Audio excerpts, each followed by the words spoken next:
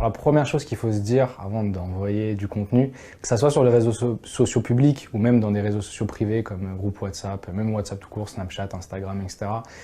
Il faut se rappeler qu'il y a toujours quelqu'un qui va ouvrir votre message et vous n'êtes pas forcément sûr que cette personne va utiliser vos données personnelles finalement à des fins qui seront purement aussi personnelles pour eux. Ensuite, deuxième chose à se rappeler, c'est que le contenu, même s'il vous appartient toujours, c'est une légende urbaine de dire que le contenu, une fois qu'on l'a posté, on a mis une image sur internet, elle ne nous appartient plus, ça c'est faux.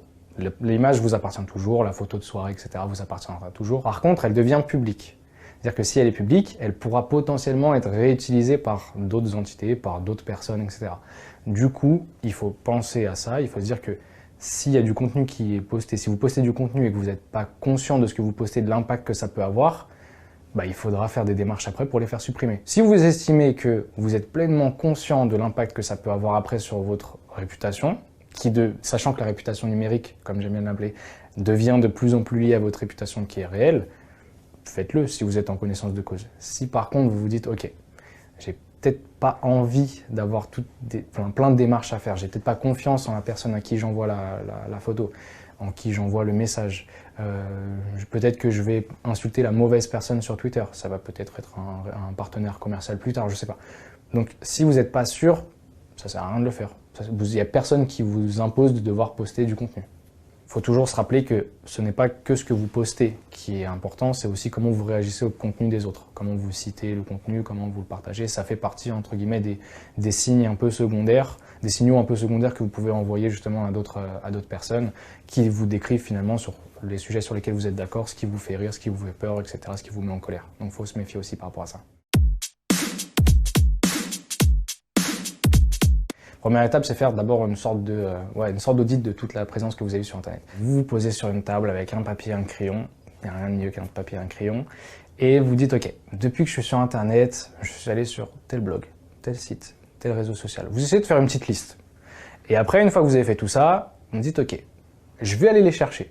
Voir est-ce que c'est un peu facile pour les trouver ou pas. Si je ne me souviens pas des identifiants, je les mets pour l'instant sur le côté. Deuxième étape, toujours la bonne vieille recherche sur Google, vous allez mettre votre nom, prénom, etc. pour voir à peu près tout ce qu'il y a sur vous en entre guillemets clair. Ça peut être des sites comme je disais le baccalauréat, société.com si vous avez déjà été entrepreneur, etc.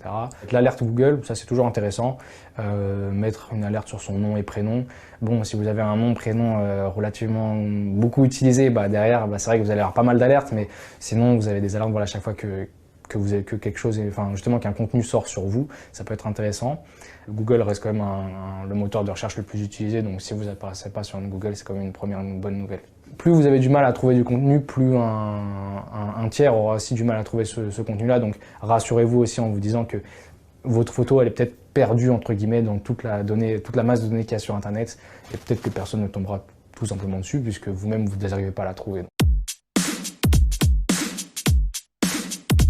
Si vous avez du temps à consacrer, comme je disais, que vous ne voulez pas forcément supprimer tous vos réseaux sociaux, il y a le nettoyage. Donc soit vous supprimez tout votre contenu, il y a pas mal de logiciels qui existent pour supprimer complètement le contenu, par exemple de votre compte Twitter, mais là vous perdez un peu en crédibilité parce qu'un compte qui a 0 tweet et qui date de 2012, en général c'est un peu suspect. Sachant que en général vous avez 5 à 10% de contenu potentiellement problématique.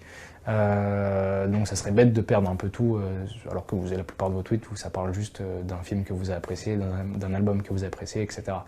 Et donc là, vous pouvez passer par des sociétés qui sont professionnelles dans ce domaine-là, qui ont l'habitude de gérer ce genre de situation, avec des logiciels par exemple qui permettent de faire du tri entre du contenu potentiellement problématique et du contenu pas du tout problématique pour après faire supprimer automatiquement ce contenu-là. Et là, au moins, vous avez toujours des réseaux sociaux, ce qui est intéressant, comme je disais, pour les réputations, pour montrer que voilà, vous aimez parler aux gens, vous avez comme une certaine communauté, et en même temps avoir ce genre de profil un peu clean. Après, il y a aussi une technique qui marche assez bien aussi pour, entre guillemets, enterrer du contenu. Ça peut bien marcher sur Google, en tout cas, si les techniques de déréférencement ne marchent pas forcément. Ça va être de publier vous-même, par exemple sur un blog personnel, du contenu ultra qualitatif qui sera très bien référencé sur Google et qui se fera de la bonne pub pour vous. Enfin, par exemple, je sais pas, admettons que vous êtes fan de sport, vous parlez de sport sur votre blog personnel, vous mettez bien votre nom et prénom en gros, en gras, comme il faut, avec toutes les informations qui pourront montrer que c'est bel et bien vous. Vous parlez sur votre joueur de foot préféré et au moins, ça va potentiellement monter sur Google dans Google à la place des résultats justement qui sont pas forcément très glorieux sur vous. et ça permettra un peu de noyer le poisson.